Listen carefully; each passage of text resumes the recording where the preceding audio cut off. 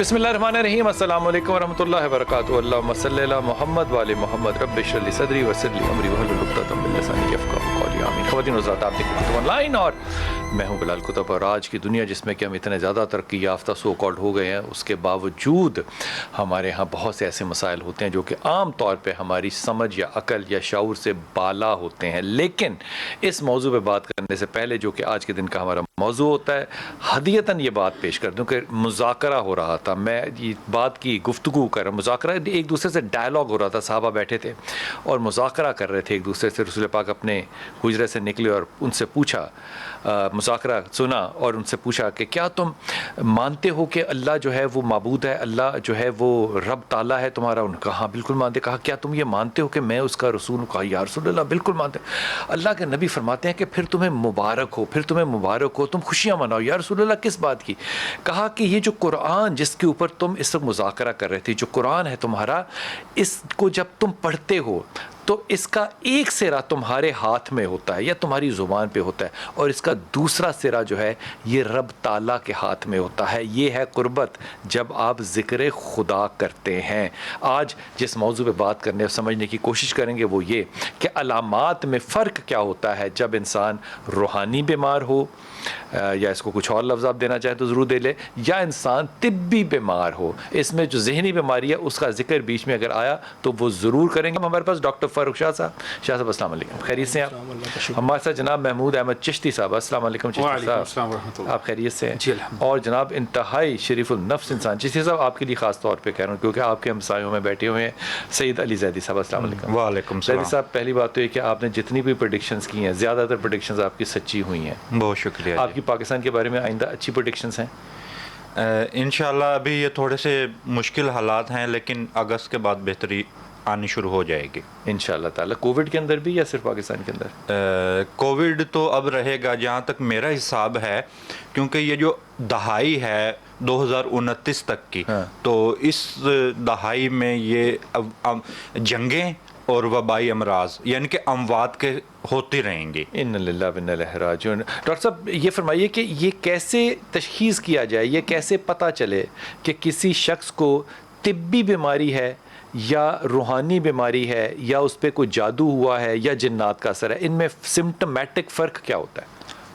सबसे पहले तो मैं आपका बहुत मशकूर हूँ, आपने मुझे याद किया। पहली बात यह है कि बिलाल साहब, सबसे पहले आप अपनी ज़ात को समझने की कोशिश करें कि आपके साथ आया जो मामला शुरू हुए हैं ये शुरू कैसे हुए हैं। सबसे पहली चीज़ तो ये है। दूसरी चीज़ ये है कि जब आप बीमार होते हैं, आप डॉक्टर के पास सबसे पहले जाते हैं, तो अगर आपके वहाँ पे डॉक्टर टेस्ट वगैरह करेंगे ना तो आपकी बीमारी डायग्नोज हो जाएगी। फिर आपका इलाज शुरू हो जाएगा, आपके ऊपर दवाइयाँ असर करेंगी, सर्जरी हो जाएगी, आप ठीक हो जाएंगे। कुछ बीमारियाँ ऐसी होती हैं कि वो रिपोर्ट्स में जाहिर नहीं होती लेकिन आपको तकलीफ़ होती है। डॉक्टर वहाँ पे खामोश होते हैं, उनकी अक्ल से बालातर होता है मामला, आपको दवाइयाँ भी दे रहे होते हैं। दूसरे केसेस कुछ ऐसे भी होते हैं जिसमें आपकी बीमारी डायग्नोज होगी है, आप पे दवाई असर नहीं कर रही। ठीक है, दवाई भी आप पे असर नहीं कर रही। ठीक हो गया। फिर यहाँ से डायग्नोज होता है कि हाँ ये जादू का मामला है। ठीक है, यानी कि जो दो बातें हुई। एक बात तो ये हुई डॉक्टर साहब कि जो डायग्नोज ना हो सके बीमारी वो रूहानी बीमारी है, और दूसरा जो अगर डायग्नोज हो जाए और उस पर दवाई असर ना करे तो वो भी रूहानी बीमारी है। 6 माह तक जिस बीमारी का आपको तिब में इलाज नहीं मिल रहा, फिर आप उसको रूहानी पहलू से देखने की कोशिश करें। फिर उसके आगे फिर सिम्टम्स हैं। सबसे पहले आपके ख्वाब डिस्टर्ब होंगे। जिस इंसान डिस्टर्ब से मतलब क्या होता है? जिस इंसान पे जादू है ना, सबसे पहले जादू को मैं आपको थोड़ा सा एक्सप्लेन कर देता हूँ। जादू हम पे होने की वजह यह है कि हमारे साथ हमजाद पैदा होता है, जिसे कुरान पाक में करीन कहा गया है। इबलीस का बच्चा, शैतान का बच्चा, वो हमारे साथ पैदा होता है। ये बाहर की शैतानी मखलूक़ात को अपनी तरफ माइल करता है, उनके साथ एक इत्तेहाद पैदा करता है। अगर ये हमारे साथ ना हो तो हम पे जादू नहीं हो सकता। हम पे जिन्नात, शयातीन, ऐसी मखलूक़ात, हम किसी और की भुगत रहे हैं। बिल्कुल हम वो भुगत रहे हैं। इसको अख्तियारात दिए गए थे ना। सूरह बकरा की आप आयत नंबर 35 की तफसीर में जाएं, जब अल्लाह ने इरादा किया कि मैं ज़मीन पे अपना खलीफा बनाऊं, तो कुछ मलाइका ने कहा कि अल्लाह पहले जिन्नात ने खून रेजी की, अब इंसान को बनाने जा रहा है। फिर कुछ फरिश्तों ने 50,000 साल वाली ज़मीन के ऊपर आके तालीम हासिल करने वाला ज़िक्र है। वो सारा मामला शुरू हो गया था। तो इसको इख्तियारात दिए गए थे। इबलीस ने अल्लाह से इख्तियारात मांगे थे कि अल्लाह तू मुझे ये सजदा माफ़ नहीं कर रहा आदम को, तो जो मैंने तेरी 2 रकत नमाज पढ़ी है 4000 साल, उसका मुझे सिला दे। तो अल्लाह ने कहा कि मैं दुनियावी सिला दूंगा, आखिरत का सिला कुछ नहीं दूंगा। उस अल्लाह ने कहा मांगो जो मांगता है। उसने कहा मुझे कुछ चीज़ें चाहिए, एक ये कि मुझे आदम पे मुसल्लत कर दो। अल्लाह ने कहा दे दिया तुम्हें इख्तियार। उसने कहा मैं चाहता हूँ मैं आदम के खून में गर्दिश करूं, जिसम में रगों में गर्दिश करूं जैसे खून गर्दिश करता है। अल्लाह ने कहा ये भी इख्तियार दे दिया। ठीक। उसने कहा कि मैं एक ज़िंदगी चाहता हूँ क़यामत तक की। अल्लाह ने कहा तुम्हें वो भी दे दी। ठीक। फिर इसने कहा मैं चाहता हूँ कि ये मुझे औलाद आदम मुझे ना देख सके, मैं इनको देख सकूं। अल्लाह ने कहा मैंने ये भी तुम्हें दे दिया हम इख्तियार। शैतान को नहीं देख सकते, नहीं देख सकते। फिर तो एक वो और कौन सा इख्तियार- शैतान था जिसको हजरत अबू हुरैरा ने बांधा था? देखिए वो कुछ मामलात में इबलीस आपके सामने जाहिर हो सकता है, या कुछ आपकी इबादत या कुछ आपके तो देखा मुकाम जा में सकता है हाँ, किसी और देखा जा हालत के सकता अंदर है। आ जाए तो। लेकिन ओवरऑल देखें तो अल्लाह ने पर्दा रखा था उसकी डिमांड पे कि ठीक है तुम्हें आज भी जिन्नात जाहिर होते हैं, मोबाइलों में कैमरों में आप तस्वीरें कैप्चर करते हैं। ठीक है, वैसे मिला भी जा सकता है, मिला भी जा तो सकता है। मिलने की शराइत आम तौर पे किसी से कहने को जिन्नात से मिला दे तो शराइत इतनी ज़्यादा सख्त होती हैं कि वो बड़ा मुश्किल होता है। फिर वो हमने एक से दोस्त से बात कहा था कि हमें जिन से मिला दो, उन्होंने कहा ना मर्द हो जाओगे, पहले बाप से लिखा के लाओ, सारा कुछ हमने कर लिया, फिर उसने जिन से मिलाया, बोले हमें कोई भी नहीं। उसकी वजह पता है क्या है? देखें जिन्नात को आप कहीं पे भी बुला सकते हैं अपने साथ, आ सकते कहीं पे हैं। भी बैठे बैठे ठीक बुला है, सकते हैं। डॉक्टर साहब मैं ज़रा चिश्ती साहब को शामिल कर, चिश्ती साहब फ़र्क कैसे करते हैं? जैसे अभी डॉक्टर साहब ने फरमाया कि जनाब आपको अगर डायग्नोज ना हो तो एक, अगर दवाई असर ना करे तो, अब ये दोनों चीज़ें अगर आप साइंस की रूह से देखेंगे तो ये सेंस नहीं बनाएंगी, क्योंकि हो सकता है एक दवाई आप पे असर नहीं कर रही, उस दवाई की कोई और नस्ल या और सॉल्ट आप पे असर कर रहा हो। तो इन एबिलिटी को जादू समझना जो है ये कहाँ तक सही या गलत होगा? बिस्मिल्लाहिर्रहमानिर्रहीम। पहली बात तो ये है कि जब मेडिसिन आप देते हैं तो आप एक प्रोफेशनली जो है वो एक माहिर शख्स यानी डॉक्टर के पास जाते हैं और उसे पता होता है कि एक साल्ट आप दे रहे हैं, अगर ये साल्ट नहीं आ रहा तो उससे एडवांस साल्ट देता है, उससे भी एडवांस साल्ट देता है कि शायद इसकी बॉडी के सिम्टम्स के ऊपर ये असरअंदाज हो जाए। तो फिर इंतज़ार करना चाहिए। इंतज़ार, लेकिन वो जब असरअंदाज ना हो इसका मतलब ये है कि कोई ऐसे मामलात हो रहे हैं जिनको हमारी अक्ल, हमारी लेबॉर्ट्रीज डिटेक्ट नहीं कर पा रही। अच्छा। कुछ ऐसे मामलात हैं जो मावराए इल्मो फहमो शऊर इदराक ये कब फैसला करेंगे? मिसाल के तौर पे एक लेबॉरेटरी जो है वो डी डाइमर का नहीं सही एनालिसिस दे रही है या गलत एनालिसिस दे रही है, या अभी तो कोविड के भी बहुत से गलत टेस्ट आए थे, तो इसका ये मतलब तो नहीं हो सकता ना कि वो जादू ही है। कोई प्रिसाइज और मेथड होना चाहिए जो किसी की गलती पे बेस्ड ना हो, आपके इल्म पे बेस्ड हो। देखिए मेथड्स तो जहाँ तक हो हर चीज़ जो है वो अभी तजर्बा तक जो दोनों बातें ना ये दूसरे की गलती है, जिसकी वजह से मैं कह रहा हूँ कि ये रूहानियत है। आपके पास अपना क्या तरीका इलाज होगा कि ये रूहानियत है बीमारी? और इसके अलावा डायग्नोज करने का मेरा एक तरीका है जिससे मैं फौरन जान मिसाल लेता के तौर पे कपड़ा छोटा होना, नहीं, मैं इसके मिसाल दे रहा हाँ, हूँ, मिसाल के तौर पे ये बड़ा मुजर्रब है, बहुत से लोग करते भी हैं, उनकी प्रैक्टिस से भी गुजरा है। लेकिन मेरा एक बुनियादी तौर पर कि सूरह साफात की पहली 10 आयात दुरूद शरीफ के साथ अगर किसी को पानी पर पढ़कर पिला दी जाए तो वो मीठा हो जाएगा या नहीं होगा? कड़वा हो जाएगा, मीठा हो जाएगा, या वो अपने असल टेस्ट में रहेगा। अब इसके ऊपर भी वो जो सारी बीमारी है जैसे साहब वो सिम्टमेटिक है, यानी कि अगर फ़र्ज़ कीजिए कि आपने मुझे पिलाया और मैं आपसे गलत बयान नहीं कर रहा हूँ, देखिए तो सिम्टमेटिक है, आपका डायग्नोज होना ना हुआ, वो तो मेरा बयान हुआ। नहीं, ये आपका बयान नहीं है, उसको बताया नहीं जाता। जब किसी को ये चीज़ दी जाती है तो उसको बताया नहीं जाता। और अगली बात ये कि नहीं, लोग वो डॉक्टर्स पानी के पास मीठा है या नहीं मीठा है, कड़वा है, वो तो मैंने बताना है ना आपको। जी बताना आपने, लेकिन लोग डॉक्टर्स के पास जाकर भी तो झूठ बोल देते हैं कि जनाब मुझे ये है, डॉक्टर मेडिसिन लिख लिख के थक जाते हैं, दवाइयाँ देते हैं, टेस्ट करवाते हैं, इन एंड यही होता है जी समझ नहीं आ रही। हाँ ठीक है, झूठ बोलने वालों के कुछ मरीज शौकीन होते हैं ना जाने के। एक्सेप्शनल केसेस, लेकिन बाबों के पास भी तो आने के कुछ लोग शौकीन होते हैं, वो हर जगह पे जाने जाने के बाबे शौकीन के होते पास, हैं, हाँ, लेकिन कुछ भी हो जाए। एक्सेप्शनल केसेस को आप हर एक के ऊपर अप्लाई नहीं कर सकते। ठीक है, ठीक है, कुछ चंद एक केसेस होते मुझे हैं आपने जिनमें अभी तक कुछ सही बात नहीं बताई कि कैसे पता चलेगा कि ये रूहानी मामला है कि जिस्मानी मामला है। चलें, अभी बात ये है कि इंसान समझना चाहे तो फ़ौरन समझ आ जाती है, और अगर अच्छा एहदे च भी मेरी नीयत है। जी अच्छा मैं नीयत करा तो हम समझती तो फेर गल है। बात यह है हुजूर कि हम जो है ना वो माबादुत तिबियात अशिया को हमेशा डाउट की नज़र से देखते हैं, पैरानॉर्मल एक्टिविटीज़ को हमेशा डाउट की नज़र से देखते हैं। जब हम उनकी हकीकत को तस्लीम करना शुरू कर दें तो फिर हम उसके ऊपर रिसर्च भी करेंगे। पैरानॉर्मल में डॉक्टर साहब अभी मैं आपके पास आऊँगा, हुजूर एक दस आप फरमाइए, आपके पास अगर कोई शख्स आता है तो आपको कैसे पता चल जाता है कि ये रूहानी है या जिस्मानी है? बिस्मिल्लाहिर्रहमानिर्रहीम। तमाम तारीफ़ें अल्लाह के लिए, दुरूद व सलाम मोहम्मद व आले मोहम्मद की ज़ात पर। देखिए, एक जिस इंसान ने अमलियात किए होते हैं तो उसकी एक आँख होती है, अमलियात से मुराद यानी कि वज़ाइफ जो किए होते हैं, तो उस इंसान की एक अपनी आँख होती है। लेकिन इसका तरीका, आपको सबसे पहले डॉक्टर के पास ही जाना चाहिए। ठीक है। वो यानी कि बीमारियां वही हैं जिनके नाम जो उनसे मेडिकल में बीमारी, जैसे सर दर्द है या बुखार है मतलब वो या खास बीमारी नहीं होती अगर कोई जादू जिन हो तो। वो बीमारी वही जैसे हैं। जिस वक्त पुरानी होना शुरू हो जाए और इंसान दूसरे डॉक्टरों से दवाइयाँ ले लेकर थक तो जाए। अगर इंसान ने डॉक्टर ही नालायक चूज किया हो तो फिर तो हाँ, क्या होगा? ये भी एक फैक्ट है। लेकिन इसमें दो चीज़ें आपको देखनी पड़ेगी। पहली बात ये होती है कि कई मरतबा इंसान का अपना वहम होता कुछ भी नहीं। ठीक है। दूसरी बात ये है कि पहले मैंने आपको बता दिया कि पहले डॉक्टर सब कैसे यकीन दिलाते हैं आप जैदी साहब ये कि आपका ये वहम है नहीं?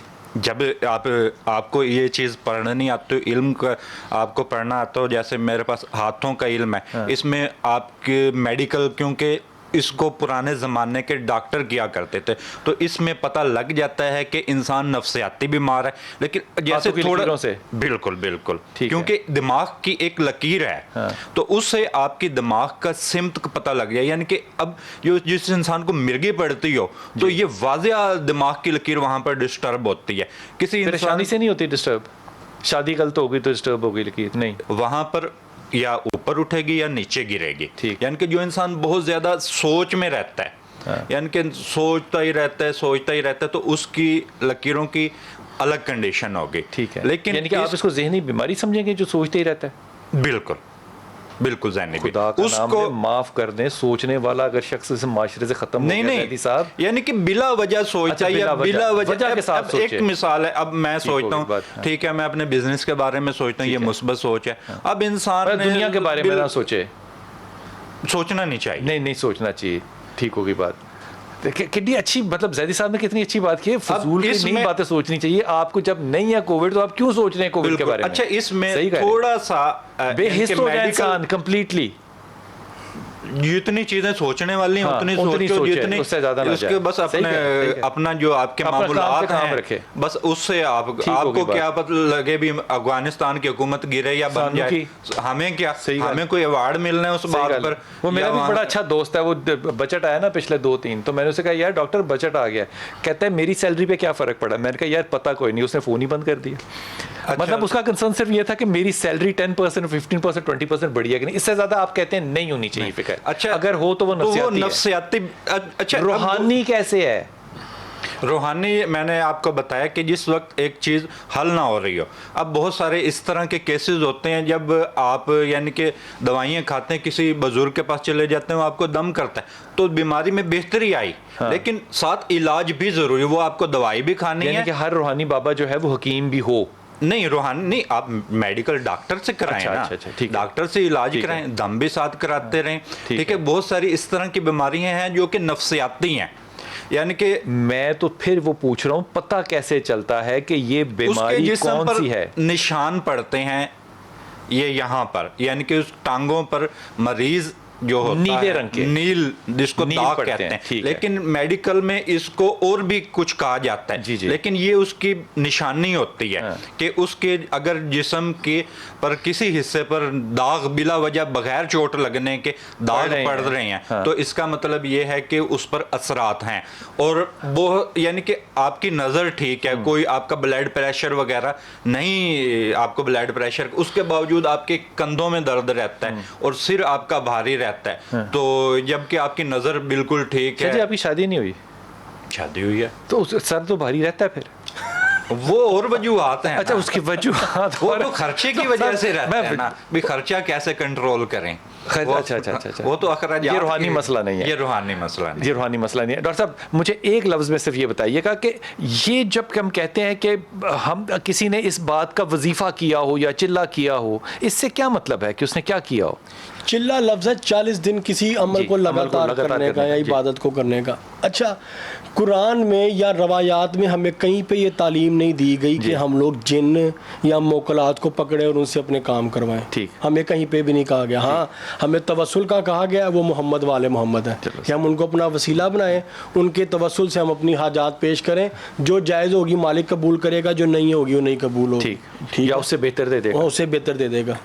ठीक है। तो हमें इन चक्करों में नहीं पड़ना चाहिए। हमारे यहाँ पे कसूर सिर्फ बाबों का नहीं, कसूर माशरे का भी है। लेकिन वो बाबे कहते हैं कि अगर मैंने कोई वजीफ़ा चिल्ला काटा हुआ है तो फिर उसको मेरा पढ़ना और है, और मेरी इजाज़त के बगैर उसको पढ़ना जो है वो नाजायज़ है। वक्फा ले लूँ, वापस आइएगा, इसका तफसीली जवाब दीजिएगा। छोटा सा वक्फा, वापस आते हैं।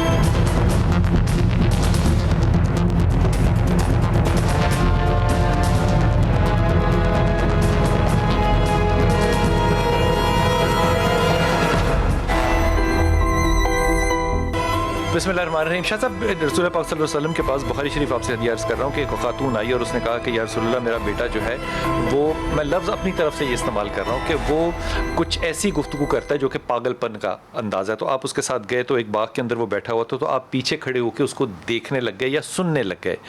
तो अब उस बच्चे के आगे एक सहाबी खड़े थे जो कि बाग में काम कर रहे थे, तो उन्होंने फ़ौरन रसूल पाक सल्लल्लाहु अलैहि वसल्लम को देखकर उनको आवाज़ दी और वो बच्चा वहाँ से खामोश हो गया, भाग गया, चला गया। रसूल पाक सल्लल्लाहु अलैहि वसल्लम ने कहा उस शख्स से कि अगर तुम मुझे आवाज़ ना देते तो मैं इस बच्चे की गुफ्तगू सुनता और बेहतर फैसला कर सकता कि इसकी बीमारी क्या है।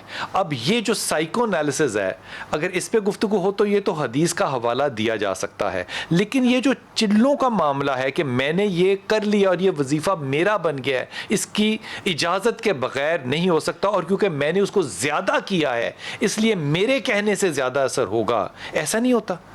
बिलाल साहब, हमारे यहाँ पे ना चुधराट सिस्टम बहुत ज़्यादा है। कुरान अल्लाह का कलाम है, अल्लाह ने नाज़िल किया अपने नबी पे, अपनी उम्मत के लिए भेजा, उनकी हिदायत के लिए। हमारे यहाँ पे कुरान पाक सिर्फ निकलता है या जब बच्ची रुखसत हो रही हो या कोई मर जाए, इसके अलावा नहीं निकलता। हम बाबों के पास जाते हैं, बाबा जी ये पढ़ लें, ये पढ़ लें। वो बाबा जी की जागीर है, जिसने भेजा उसने तुम्हें कहा पढ़ो और मुझसे हिदायत लो। ये सवाल तो नहीं मैंने पूछना आपसे, बात तो सही कह रहे हैं ना शाह साहब, बात तो बहुत खूबसूरत बात। नहीं, मैं गलत बात नहीं कर रहा। सही कह रहे। कोई भी ऐसी कुरान पाक की आयत नहीं है जिसको पढ़ने की आपको किसी से इजाजत लेने की जरूरत है। क्या बात है। नियत ये ना रखे मैंने ताकत हासिल करनी है, नियत ये रखे मैंने मालिक से कुर्ब का सिलसिला बनाना है, मालिक मेरी परेशानियां। तो वो जो आमतौर पे लोग कहते हैं शाह साहब कि ये जो आपने पढ़ लिया बगैर इजाजत के पढ़ा तो वो पलट गया आपके ऊपर, तो फिर ये क्या कॉन्सेप्ट है? वो असल में ना यहाँ पे ना एक बिजनेस है डर का, खौफ का। आपको जितना खौफजदा कर लिया जाएगा आपसे उतने पैसे निकलवा लिए जाएंगे। ठीक है, खौफ का बिजनेस है, खौफ के बगैर नहीं, खौफ के बगैर। हाँ, कुछ देखे ना आप पे अगर जादू है या जिन्नात का मामला है, आप सूरज जिन्न पढ़नी शुरू कर देंगे तो आप अपने गले में मुसीबत खुद डाल रहे हैं। कुरान में सिवाय मौत के हर बीमारी का इलाज मौजूद है। बहैसियत मुसलमान हमारा इस पे ईमान है।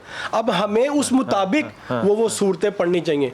आप मुश्किलात का, परेशानी का शिकार है, यानी कि जिस पे जिन्नात हो उसको सूरज जिन्न नहीं कभी भी नहीं पढ़नी चाहिए। इसका फैसला कैसे किया जाता है? देखें, आप कुरान पाक का तर्जुमा पढ़ें। देखें, कुरान पाक उस दौर में नाज़िल हुआ, अरबी की जुबान थी। आज हमें अरबी से ज़्यादा उर्दू में पढ़ के उसको समझने और उस पर अमल करने की ज़रूरत है, जो कि हम नहीं करते। जब हम उर्दू में पढ़ना शुरू कर देंगे हमें अंदाज़ा होगा कौन सी सूरत की कौन सी आयत में कौन से रकू में किस वाक़े का, किस चीज़ का, अल्लाह की किस ताकत का, अल्लाह के किस फजाइल का जिक्र हो रहा है। ठीक हो गया। उसके मुताबिक फिर हम पढ़ना शुरू फरमाइए कि क्या जादू जिन्नात के जरिए करवाया जाता है? बिल्कुल उनके बगैर नहीं हो सकता। वैसे नहीं हो सकता। जादू हवा में नहीं होता। जादू का थोड़ा साइंटिफिकली समझ लें। कागज पे तावीज़ लिख लिया या कोई पुतले का दफीना बना लिया, कोई भी चीज़ बना ली, उसको कब्र में दफनाना है या जलाना है, व्हाटएवर करना है, उससे जादू नहीं हो रहा। जादू हो रहा है जो उस आमिल ने उसके बैकएंड पे एक शैतानी मखलूक लगानी है जो कि आपको नजर नहीं आ रही। ठीक। उस मखलूक ने जाके उस इंसान के हमजाद के साथ वो आमिल जो है वो उससे कम्युनिकेट कैसे करता है? वो उनको पकड़ते हैं। आजकल तो बहुत रेयर नहीं है। आजकल आमिल देख रहा होता है, आमिल देख रहा होता है। आजकल की बिरानी जादू हो रहा है। आजकल कोई आमिल आपको रेयरली कोई मिलेगा जो कि चिल्ला करके शैतानी मखलूकात को काबू करे। आजकल इतनी मेहनत वाले बाबे नहीं है। हाँ। इतनी मेहनत वाले लोग नहीं है। आजकल क्या करते हैं, सेबी जादू हो रहा है। दफीना बनाया, कब्रों में दफना दिया या शमशान घाट लेके, डेट सिट। उससे ये होता है कि जो कब्रस्तानों में हमजाद मौजूद हैं, जो लोग मर चुके हैं, उनके हमजाद मौजूद रहते हैं, वो उन चीज़ों पर मामूर हो जाते हैं, उन कामों पर। ये कहते हैं इस पे सेब आ गया या इस पे भूत आ गया। वो जो मरने के बाद हमजाद है वो आसेब की शक्ल। आप ये फरमाइए डॉक्टर साहब कि मरने के बाद हमजाद जो है वो मौजूद दुनिया में रहता है? हाँ जी। कुछ फ़िक़्ह जाफरिया में कुछ तलकीनें ऐसी मौजूद हैं कि इसको दफन कर दिया जाए, कुछ उलमा कराम करते हैं। इसके अलावा मैंने कहीं पे नहीं पढ़ा कि हमजाद को दफन करने का। वो जब नजर ही नहीं आ रही तो दफन कैसे करना है?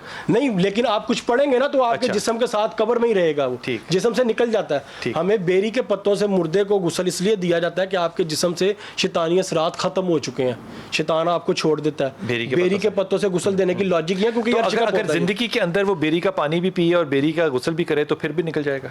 सर जी रवायात में मैंने पढ़ा है कि बेरी के पत्ते के साथ मोकल फरिश्ता होता है और इसकी जितनी अफादियत है हम सोच भी नहीं सकते। जिसकी रूटीन में इसका इस्तेमाल है बेरी के पत्तों से के पानी से बॉयल करके गुस्ल करना, नीम गर्म पानी नहीं, बॉयल करके मेहंदी रंग का इस फर्श के रंग का पानी बनता है, उससे गुस्ल करे या वो पिए या उससे वजू करता रहे। मैं नहीं मानता उस पर जादू हो सकता है, क्योंकि हमारा ईमान है जो रवायात में सरकार ने फरमा दिया, हमारा उस पर कामिल ईमान है। ये सारी चीज़ ईमान तो वो पुरानी रवायतों में आता था कि बेरी के दरख्त पे अमूमन जिन्नात होते हैं। बेरी असल में बड़ा मुतबर्रिक है। मुतबर्रिक जो चीज़ होगी, आप देखें ना, आप कलाम कहीं बैठ के पढ़ रहे हैं कुरान पाक, तो वहाँ पे मुसलमान जिन्नात भी आ जाएंगे। बेरी पे जिन्नात होते हैं, मुसलमान जिन्नात हो सकते हैं वो, लेकिन आप उसकी जब बेहुरमती कर रहे हैं, उसको काट रहे हैं, उसकी बेदबी कर रहे हैं, वहाँ किसी बच्चे ने कोई नापाकी कर दी, इसको तो ज्यादा वो नुकसान पहुंचेगा। इसलिए नहीं कहते क्योंकि सिदरतुल मुंतहा के साथ इसका मैं वही तो ताल्लुक कह है। रहा हूँ ना, इसी वजह से है। ये अर्श का वाहिद पौधा है जो ज़मीन पे आया। क्या बात है हुजूर अक़दस, अल्लाह ताला कुरान में कहते हैं कि मुझे तुमने सूरह बकर में उठते बैठते लेटते करवटों के बल याद करना है। अब ये उठते बैठते लेटते करवटों के बल का मतलब यह है कि कोई लम्हा ऐसा नहीं होगा जबकि आप अल्लाह को याद नहीं कर रहे। तो इसका मतलब हर शख्स जो है वो अगर अल्लाह की इस बात को माने तो वो हालत वजीफ़े या हालत चिल्ले में है। तो फिर आमलीन ये दावा कैसे कर सकते हैं कि हमारा चिल्ला या हमारा जिक्र या हमसे इजाज़त, फिर वो क्या चीज़ होगी? बिस्मिल्लाहिर्रहमानिर्रहीम। पहले मैं वो बेरी वाली बात यहाँ पे इमाम कर्तबी की रिवायत इमाम ज़हाबी ने नकल की है तफसीर इब्ने कसीर में। शेख हमादुद्दीन इब्ने कसीर ने तज़किरा किया है जिसमें सूरह बकरा की शायद गालिबन 102 आयत है जिसमें जादू का तज़किरा है। तो उसमें ये फरमाया है कि अगर किसी शख्स को अपनी बीवी की तरफ से बांध दिया गया हो या औरत की तरफ से रग़बत ख़त्म कर दी गई हो तो उस शख्स ये हो सकता है, उस शख्स हो जाता है। मैं आपको बताता हूँ। तो उस शख्स को चाहिए कि बेरी के 7 पत्ते ले, उनके ऊपर जो है फलक और नास और आयतुल कुर्सी पढ़े। पढ़ने के बाद उन्हें जो है वो पानी में डालकर उसे उबाले और उससे गुस्ल करे, तो उसके ऊपर से जादू की इस किस्म की तासीरात ख़त्म हो जाती है। बीवी अगर मोहब्बत कम कर रही हो या तवज्जो कम दे रही हो तो वो बेरी के पत्ते ले साथ। बीवी तवज्जो नहीं, अगर इंसान की अपनी जाती तौर पर तवज्जो उस तरफ नहीं है, वो भी इल्म की वजह तवज्जो नहीं है, इल्म की वजह से ठीक है बांध दिया गया होगा। यहाँ पे लफ्ज़ अब उनका जाती तजर्बा है शेख हमादुद्दीन इब्ने कसीर का, तो हमने तो उनसे लेना है। तो अब वो 7 पत्ते ले बेरी के, जी, उनके ऊपर क्या पढ़े? फलक नास पढ़े और आयतुल कुर्सी पढ़े और उनको उबाले और उबालने के बाद उनसे गुस्ल करे तो बीवी से मोहब्बत हो जाएगी। ठीक है। और उसकी तवज्जो अगर उसके ऊपर जादू के असरात है, जादू की वजह से किसी को रोक दिया गया है, यही चीज है कि जादू क्या है, और मर्द और औरत को जुदा करना। अच्छा, पानी ठंडा करके नहाना है या गर्म से ही नहाना है? जैसे मर्जी आप जैसे नहाए। तो इसका मतलब है कि इसको सेंट्रल वाटर सिस्टम में डाल दें तो सारे मर्द औरतों से मोहब्बत करने लग जाएं। उसमें जादू का भी तज़किरा है, आपने ये समझा नहीं है इस बात को कि फरमाया कि जिस मर्द को बांध दिया गया हो। अब यहाँ पे सवाल क्या है कि बांधने का मतलब ये है कि रग़बत को खत्म कर दिया, जुदाई पैदा करना, रग़बत को खत्म कर दिया गया, जुदाई को पैदा कर दिया गया, मुतनफ़र कर दिया गया। जादू की बुनियादी सबसे बेसिक किस्म ही ये है कि 2 लोगों को जुदा करना, जिसकी मिसाल हमें कुरान से मिलती है। यही एक 102 आयत सूरतुल बकरा के अंदर से ये मिसाल हमें मिलती है कि वो फरिश्ते क्या कहते थे जो हारूत व मारूत। ये डॉक्टर साहब बांधने को जरा एक्सप्लेन कर दीजिएगा। जो रूए ज़मीन पे जिस आयत का इन्होंने तज़किरा किया उसमें तफसीर मौजूद है कि हारूत और मारूत जादू लेके आए। असल में ये 2 फरिश्ते वो थे जिन्होंने अल्लाह पे सबसे पहले हुज्जत की थी कि ज़मीन पे इंसान को अपना खलीफा ना बना। अल्लाह ने कहा ठीक है, मैं तुम दोनों के अंदर से अपनी इसमत ख़त्म करता हूँ। मेरी इसमत है जो तुम लोग गुनाह नहीं करते, इसमें इंसानों का कोई कसूर नहीं। मैं तुम्हारे ऊपर से अपनी इसमत का पर्दा हटाता हूँ, तुम में इंसानी ख्वाहिशात डाल के तुम्हें ज़मीन पे भेजता हूँ, जाओ। लेकिन ये 4 गुनाह है वो नहीं करने, वो मैं नहीं बयान करूँगा मीडिया पे, ठीक है। इन्होंने वो 4 गुनाह किए और जो सबसे पहला गुनाह था वो ये था कि मियाँ बीवी में जुदाई और उसके बाद मर्द का कत्ल। सबसे पहला जादू ही शुरू ये हुआ था। आज भी ये होता है कि मियाँ बीवी के यहाँ तो अंदर से उनके अंदर जो फीलिंग्स है वो ख़त्म कर दी जाती हैं, उनके अंदर नफरत पैदा कर दी जाती है बगैर किसी वजह। तो ये जब बीवी कहती माँ प्यो छोड़ के तो जुदा हो जाओ, अलग हो जाओ, मुझे घर लेके दो, तो बंदा वो करता है, वो जुदाई किस तरीके से? नहीं, वो नफ्सियाती भी नहीं है, ना वो जादू है, वो उसका शरीन हक है। बीवी की उसका शरीन हक है, उसको आप घर अलग लेके दें अगर वो मुतालबा करती है। शरीयत में कहीं पे नहीं वाजिब कि आपकी बीवी आपके माँ बाप की खिदमत करे या आपके बहन भाई, ननान, देवरानी, जेठानी, इनकी खिदमत करे। अच्छा, इस सारी बात ने ना डॉक्टर साहब इतना बेड़ा गर्क किया ना हमारी नई नस्ल का कि यकीन करें कि जितना कंडेम करूं, क्योंकि अल्लाह के रसूल की हदीस है कि तुम्हारे 3 माँ बाप हैं जिन्होंने तालीम दी, जिन्होंने पैदा किया, जिनके यहाँ तुम गए। अगर रिश्तों की निस्बत से देखा जाए तो निकाह का रिश्ता मुकद्दम होगा या खून का रिश्ता मुकद्दम होगा? बीवी के कदमों के तले अल्लाह ने जन्नत नहीं रखी, माँ के पाँव के नीचे रखी। अब ये जो शरई गुफ्तगू करके हम लड़के और लड़की को माँ बाप की ओल्ड एज होम में पहुँचा देते हैं ना, ये फतवा देना ज़रा थोड़ा सा ज़्यादा है। हुजूर अक़दस जिन्नात अगर ना होते तो क्या जादू होता?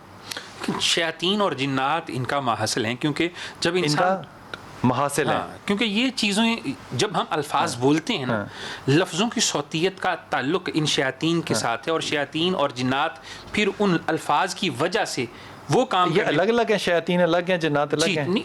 नस्ल एक ही है। कुरान में हुआ अबुल जिन, शैतानों का, जिन्नात का बाप जो है वो शैतान है। हुआ अबुल जिन के वो जिन्नों का बाप है। तो इससे ये बात तय होगी कि जिन जो है वो शैतान की औलाद है। उसमें मुसलमान भी हैं, उसमें काफिर भी हैं, उसमें ईसाई। तो जब आप कहेंगे औलाद है तो औलाद का मतलब फिजिकल औलाद? ठीक है, पता नहीं अल्लाह ने अब रूहानी तौर पे पैदा किया तो वो फिजिकल औलाद होगी या मैं माफी चाह रहा हूँ, मैं आपकी तरफ आ नहीं पा रहा, मैं जरा इस गुफ्तगू से लुत्फ ले लूँ। जिन्नात आतिशी है, शैतानियत एक फितरत का नाम है। इब्लीस की ये नई लाइन दी है, शैतानियत एक फितरत का नाम है, जिन्नात जो है वो आतिशी हैं, वो आग हैं।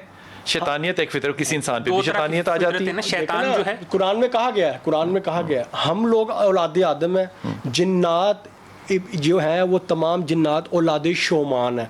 तारीख की किताबों में इनके बाप का नाम शोमान मिलता है, ठीक है। इब्लीस तारीख की किताबों इब्लीस जो है ना, रवायत कौन सी? जो अमूमी अहदीस और हदीस में कहीं नहीं है ये नाम। मैं एक बात सुन, हुआ अबुल जिन ये कुरान का लफ्ज है, हदीस का लफ्ज है। के नाम की बात कर रहा हूँ कि उनके बापों का नाम कहाँ से आ गया। रेफरेंसेस की जहाँ तक बात आती है ना, आप ये समझिए कि जिन्नात, अगर सिर्फ कैफियत की बात है तो किसी प्रोग्राम में मैंने ये कहा था कि बलस मायूसी का नाम है और शैतनत सरकशी का नाम है। ये वही बात है जो कैफियत का तज़किरा शाह साहब फरमा रहे हैं, डॉक्टर साहब। ये वही कैफियत हैं जो एक वक्त में एक इंसान में पैदा हो जाती हैं शैतान की तरफ से। हजूर ये फरमा दीजिए कि क्या जिन्नात अपनी नस्लों को वैसे ही बढ़ाते हैं जैसे इंसान बढ़ाते हैं? नहीं, हमारा एक वक्त में 9 महीने बाद एक बच्चा पैदा होता है, इनका एक वक्त में 70 बच्चे पैदा होते हैं। अब बताएं, ये किताबों में लिखा है। क्या बात जिसके बारे में कहा जाता है इनके घर में पूरी पक्की है। वो पक्की जो लफ्ज इस्तेमाल किया जाता है वो इस वजह से किया जाता है। कौन सा लफ्ज? पक्की। पक्की पक्की लफ्ज एक पीरों फकीरों में बाबों में इस्तेमाल होता है। पक्की लफ्ज वो इस वजह से इस्तेमाल होता है कि इनका पूरा कबीला होता है। एक वक्त में इनके 70 बच्चे पैदा होते हैं, और इंसानों के साथ जिन्नात की शादी और जिन्नात के साथ इंसानों की शादी, और उनमें से बच्चों का भी वाकया मौजूद है, तारीख इस पे है मौजूद।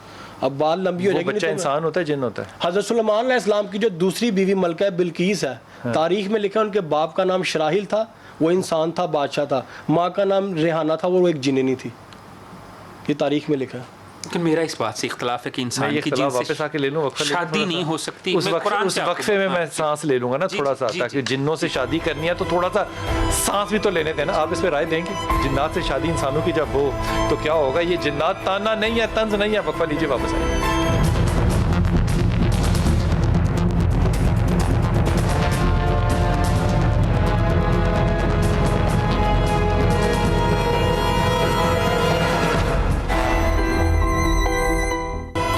आपसे शुरू करूंगा, मैं इनकी तरफ बाद में जाऊंगा फिर, क्योंकि आपको मौका नहीं मिलना बिल्कुल भी गुफ्तगू का। ये मुझे फरमा दीजिए कि जब आप कहते हैं कि हमने कोई इल्म हासिल करना है हाथ देख के, या उससे फैसला करना है कि इसकी जहनी कैफियत कैसी है, आप इन सारे अलूम में कहीं जिन्नात को या शयातीन को भी शामिल करते हैं कि ये तासुरात असरात हैं, या ये सिर्फ इल्म आप हाथों से देख के लकीरों से फैसला कर लेते हैं कि इस पे ये जादू है या नहीं है? नहीं, इसमें देखिए, एक तो इंसान बीमार है, क्योंकि मैंने आपको बताया कि ये इल्म जो है कदीम ज़माने के डॉक्टर किया करते थे, तो इसमें बहुत सी बीमारियां आपको वाज़िया नज़र आ जाती हैं, बिल्कुल परफेक्ट। यानी कि उस ज़माने में कोई अल्ट्रासाउंड मशीनें या कुछ ऐसी मशीनें थी नहीं जो आपको खून की रिपोर्ट बना दें या कुछ रिपोर्ट्स बना दें। तो कुछ तो आप, मेरे पास इल्म पामिस्ट्री है, तो इससे काफ़ी पता लग जाता है। और एक मैंने बताया कि एक आमिल की आंख है जिसको आप देखकर, और कुछ इंसान की केस हिस्ट्री होती है। तो जब टुल्ले ही हुए ना सारे? नहीं, क्या हुआ? टुल्ला नहीं हुआ। क्या हुआ? जब आपके पास इल्म है तो फिर टुल्ला कैसा? आंखों से आंख क्या मतलब हुआ? आमिल की आंख यानी कि उसकी कैफियत देखकर उसको आमिल को एस्टिमेशन ही हुआ ना? हाँ, एस्टिमेशन हुआ। तो लेकिन ये बीमारियां होती असल मेडिकल ही हैं, यानी कि ओरिजिनल बीमारियां होती हैं, लेकिन ये जादू के जरिए पैदा कर दी जाती हैं, और इनका इलाज इसी तरीके से मुमकिन हो सकता है कि इसका दम भी कराया जाए, यानी कि जो इसका तरीकाकार है। बात शायद जैदी साहब समझाओ ना, वो ये कि जो बीमारी है अगर कोई कह रहा है तो वो होती फिजिकल है, यानी कि पैथोलॉजिकल बीमारी है, लेकिन करवाई जिन्नात के जरिए गई है। इस पे आप पहले राय दे दें अपनी। जी बिस्मिल्लाह। इसका मतलब दुनिया में जितनी बीमारियां हैं पैथोलॉजिकल, उनमें से कुछ जो हैं वो जिन्नात की वजह से हैं, कुछ अब आप सही मामले पे पहुंचे। मैं तो डर गया था कि शायद आपने कहा कि शायद वो सारी जिन्नात की वजह से। लफ्ज़ इस्तेमाल मैंने सही कर लिया कि इंसान जो है ना वो जिस्म रूह का मुरक्का है। जी जी। तो रूहानी तौर पर जितनी भी बीमारियां होती हैं उनकी तसीरात पहले इंसान की रूह और नफ्स पर आती हैं, उसके बाद जिस्म पर वो ज़ाहिर होना शुरू होती हैं, क्योंकि ये वो चीज़ें होती हैं जब रूहानी बीमारियां या रूहानी जो है वो मामलात इंसान के साथ होते हैं। अच्छा जी, मुझे ये समझाए ना कि क्या कोई जिन जो है वो किसी को कोविड करा सकता है? क्या कोई जिन या जादू जो है वो किसी को हाइपेटाइटिस बी दे सकता है? या जिन नहीं, जादू। एक मिनट, जादू दे सकता है। जिन को इतनी वैसे क्या जरूरत है कि आपको कोविड? जरूरत छोड़ देना, यही बात है ना, छोड़ दें। जिन को कोई जरूरत नहीं है, लेकिन करवाने वाले जो आपके हासिद और मुखालिफ हैं उनको जरूरत है। अच्छा, जिनको जरूरत नहीं है, जिनको कोई जरूरत नहीं, उसका कैरेक्टर सर्टिफिकेट क्लीन है। और अगली बात ये कि मैं एक वाकया पढ़ रहा था गुज़िश्ता, और अमल में भी है कि वो कुछ आमिल ऐसे थे या हैं, अमल ऐसे हैं कि कच्ची ईंट लेते हैं, कफन के कपड़े में लपेटी जाती है, जिसके ऊपर मौलवी जनाजा पढ़ाते हैं, कच्ची ईंट को उसके ऊपर अंदर रख के उसके ऊपर अस्माए कमर और दहरोशिया, जो मैं बताना नहीं चाह रहा, पढ़ने के बाद और लिखने के बाद जिस बंदे का नाम और उसकी माँ का नाम लिखकर उसको रात के 12 बजे जनाजा पढ़ दिया जाता है और उसको पानी में या दरिया में या नहर में फेंक दिया जाता है, कच्ची ईंट को। और जैसे जैसे वो खुरना शुरू होती है लोगों को बीमारियां लगना लाहक हो जाती हैं। ये ऐसे मुजर्रब आमाल लिखे हैं, लेकिन कहाँ पे हैं, किस तरह से हैं, ये कुछ आमिलीन से मुराद है पक्के पुख्ता, उनसे नताइज लिए जाते हैं, होते हैं। तो ये ना कहें कि किसी को बीमारी लगाई नहीं जा सकती, हो जाती है, लेकिन बताया नहीं जाता, क्योंकि ये गुनाह है, ये हलाकत और बर्बादी के आमाल हैं, गलत जुल्म है। ठीक है हुजूर, आप फरमाइए इस पे क्या ये किया जा सकता है? पैथोलॉजिकल बीमारी जो है वो, हज़रत सुलेमान अलैहिस्सलाम की पहली बीवी थी मरियम। हज़रत सुलेमान अलैहिस्सलाम पे जब ये जिन्नात और शयातीन से जंग की एक आजमाइश आई तो वो उस वक्त यरूशलेम की दूर से बाहर निकलते थे। उस वक्त का सबसे बड़ा यहूदी आलम था याज़ार। उसने उस वक्त के सबसे बड़े जादूगर अराल को बुलाया और कहा कि सुलेमान पे मरने का अमल कर दो, ये मर जाए, मुझे तख्त खिलाफत मिल जाएगा, मैं बादशाह बन जाऊँगा। अराल ने एक खोपड़ी उठाई और कहने लगा कि मेरा उस्ताद कहता था कि नबी मासूम होता है, उस पर मरने का जादू नहीं चल सकता, लेकिन हाँ हम सुलेमान को कमज़ोर कर सकते हैं, उसकी कोई बड़ी करीबी चीज़ छीनते हैं। उसने खोपड़ी उठाई और खोपड़ी के इस तरफ ना कोई इब्रानी ज़ुबान में कोई नक्शे बनाया, कुछ लफ्ज़ लिखे और उसको जलते हुए तनोर में फेंक के उसके गिर्द घूम के कुछ पढ़ना शुरू कर दिया, जिन्नात शयातीन के नाम लेने शुरू कर दिए। उसमें से काला धुआं उठ के वो यरूशलेम में दाखिल हुआ। जो बीवी मरियम थी वो बैठ के नाश्ता कर रही थी या खाना खा रही थी, वो उस वक्त हामिला थी। उनकी कमर से उनके जिस्म में दाखिल हुआ और उनकी ऑन द स्पॉट डेथ होगी। ये तारीख में ये वाक़या मौजूद है। जादू से बंदा मारा जा सकता है, तकरीबन 1000 से 1500 खर्चा नहीं है इस पे, 1000 से 1500 खर्चा भी नहीं है, ज़्यादा बता में, और 40 दिन के अंदर वो बंदा कब्र में। डॉक्टर साहब ये काम मतलब ये अमली तौर पे इस मुल्क में, पाकिस्तान में हो रहा है? पाकिस्तानी दुनिया में ज़्यादा हो रहे हैं। पाकिस्तान में सिर्फ पीरों फकीरों ने बदनाम कर दिया है, ज़्यादा केसेस ये बाहर हैं। जो कबाला जादू है, कबाला जादू जो असल जादू कबाला है, यहाँ पे लफ्ज़ बिगड़ते बिगड़ते काला हो गया, असल लफ्ज़ कबाला है। ये बाहर ज़्यादा हो रहा है, यहाँ पे कम हो रहा है। कबाला तो जू है ना? नहीं, कबाला एक इलाका है जिसका कबाला का जादू है, जिसका तज़किरा आपको एनसाइक्लोपीडिया ऑफ ब्रिटानिका में भी मिलता है, और history of Egypt by doctor Breasted उसने भी लिखा है, और साथ ही साथ history of black magic by CJS Thomson उसने भी इस कबाला के जादू का तज़किरा और हमारी तारीख में किया आपने है जी। कोई नेक काम ना करना, जादू पे तहकीक करते रहना। बीमारी का इलाज करने के लिए पहले बीमारी पे रिसर्च करनी पड़ती है। बिलाल साहब, हुजूर अक़दस ये जो जिन्नात बीमारी देते हैं ये वैसी ही पैथोलॉजिकल होती है जैसी कि आम होती है? मिसाल के तौर पे किसी को कैंसर हो गया है, किसी को कोई भी बीमारी हो गई है, तो ये फैसला करना कि ये जिन्नात से है और उसका इलाज करना ये मुमकिन है? मैं एक वाकया सुना दूं, थोड़ा लंबा हो जाएगा। मेरे पास एक केस आया चक झुमरा फैसलाबाद के पास से, ठीक है। वो जो लेडीज़ थी वो प्रेग्नेंट थी, तो उन लोगों ने, उनके हस्बैंड लाहौर से गए, तो उन लोगों ने ना अपने भाई घर में रात गुजारी। अगले दिन उनका मिसकैरेज हो गया। वो लोग हॉस्पिटल के डॉक्टर ने कहा जी आपको ब्लड कैंसर है, तीसरा चौथा महीना। खातून को कह दिया। वो सर पकड़ के बैठ गए कि जी 3-4 महीने से टेस्ट करा रहे थे, नॉर्मल थे, अचानक ब्लड कैंसर और लास्ट स्टेज। मेरे किसी के रेफरेंस उन्होंने मुझे कॉन्टैक्ट किया। जब मुझे उन्होंने वाकया बताया और उनसे मैंने घर के बारे में इन्वेस्टिगेशन की, उन्होंने कहा जी हमारे घर में वो जो पूरी लाइन है ना, वहाँ पे कोई नेक बाबा जी रहते हैं। अच्छा। मैं कहा जी ताड़ा बाबा जी ने बेड़ा गर्क करता जी। अच्छा। ठीक है, हमारे दादा दादी वहाँ पे दिया भी जलाते थे। अच्छा। हजूर अक़दस मैं उस घर गया, मैंने जाके सिर्फ इतना कहा जी यहाँ पे जो मखलूक रहती है इनसे जो गलती होगी उनको माफ़ करें, दोबारा आप ये आपको तंग नहीं करेंगे, आपने इनको तंग नहीं करना। वो इस घर से भी जा रहे हैं, घर भी खाली कर रहे हैं। ठीक। खैर वो उनका इलाज शुरू हो गया। उनके वालिद साहब ने गलती की कि वो घर किसी को जानवर बांधने के लिए दे दिया गाँव में। वो मामला फिर थोड़ा सा बिगड़ गया। मैं लाहौर था, इस दौरान उन लोगों ने क्या किया कि मेरा इलाज स्किप कर दिया तकरीबन 12-13 दिन बाद। ठीक। उन्होंने मोहल्ले से कोई क्रिश्चियन बाबा बुलाया, उसने कहा जी गले से ये तावीज़ उतारो और पाँव पे हींग बांधी थी काले कपड़े में, ये उतारो तो फिर मैं कुछ तुम्हें काले माँ देता हूँ, कुछ दम करके जाके साइयों के कब्रिस्तान डालने। उन्होंने वो जब तावीज़ खोला और ये अमल शुरू किया, उस लड़की का सांस उखड़ना शुरू हो गया और उसको राइट साइड पर यहाँ पर दर्द थी। खैर वो अगले दिन उनको हॉस्पिटल ले गए, कोई फ़र्क नहीं पड़ा। मुझे उन्होंने अभी नहीं बताया। अगले दिन मुझे जब ये लड़का यहाँ से गया, उसने मुझे फ़ोन किया, उसने कहा जी फ़ारूक भाई मेरी बीवी का तो ये हाल है। मैंने कहा जी उसकी ज़रा मुझे तस्वीर भेजो। उसने कहा जी वो तो हॉस्पिटलाइज है और वो सो रही है, उसके बेड पे खून लगा। मैं कहा मुझे तस्वीर भेज दो खून की। जब मैंने तस्वीर देखने के बाद मैंने कहा अपने साले से पूछो क्या किया है, क्योंकि साला भी मेरे पास आया था उसके इलाज के लिए। वो ना मानने कहता जी हमने कुछ नहीं किया। मैं कहा झूठ बोल रहे हैं, मैं मानने को तैयार ही नहीं हूँ कि जो मैंने अल्लाह का कलाम लिख के दिया उसके बाद लड़की की हालत हो। मेरा इस चीज़ पे ईमान है। और उनकी लड़ाई झगड़ा हुआ, तलक कलामी, तो उसने बताया जी अम्मी ने बुला के ये काम करवाया था। जनाबे वाला बहस होती रही, डॉक्टरों को बुलाया, वो लड़की आईसीयू में चली गई। मैंने उसको कहा लड़की को या तो लाहौर ले आओ या मैं फैसलाबाद आ जाऊँ। वो इस असना में बहस चलती रही। रात 11 बजे लड़की की डेथ होगी और जो रिपोर्ट्स आई उसमें था उसको ब्लड कैंसर सिरे से ही नहीं था। अब आप इसको क्या कहेंगे? जो रिपोर्ट्स आ रही हैं उसकी रात 11 बजे डेथ हुई, सब कुछ मिला, उसमें उसको ब्लड कैंसर सिरे से ही नहीं था। जो कि उसको महीने पहले डेथ क्या पता चली? वो उनका जी सांस उखड़ रहा था और इस तरफ पे दर्द थी, बस सांस उखड़ रहा था उसका। क्योंकि जब आप अल्लाह को छोड़ के शैतान की तरफ चलते हैं, सूरह ज़ुखरफ की आयत नंबर 36 में अल्लाह ताला फरमाते हैं कि जो लोग मुझ रहमान की याद से दूर होते हैं मैं उनके पीछे शयातीन को लगा देता हूँ, फिर वो शयातीन उस इंसान को मेरे रास्ते से दूर करते चले जाते हैं। मौला अली अलैहिस्सलाम से किसी ने पूछा मौला हम पे मुश्किल वक्त आ गया, परेशानी आ गई, बीमारी आ गई, कुछ भी आ गया, हमें कैसे पता चलेगा कि अल्लाह की आजमाइश है या अल्लाह की तरफ से पकड़ हो गया? मौला ने बड़ा खूबसूरत जवाब दिया। मौला फरमाते हैं जिस मुश्किल वक्त, परेशानी, बुरे वक्त में तुम नफली नमाजें पढ़ो, तौबा इस्तगफार करो, सदका खैरात करो, अल्लाह के करीब हो जाओ, समझो वो तुम्हारी आजमाइश थी। अल्लाह आजमा रहा था कि मेरा बंदा बुरे हालात में, बुरे वक्त में कितना साबित कदम रहता है। लेकिन जिस बुरे वक्त में, परेशानी में, मुश्किल में, जैसे आज लोग माशरे में कहते हैं अल्लाह ने सारी परेशानियाँ साढ़े दे पाती हैं, पता नहीं अल्लाह साड़ी क्यों नहीं सुनता, लोग ये बातें करते हैं मायूसी कुफर की, वो आपकी पकड़ हो गई है।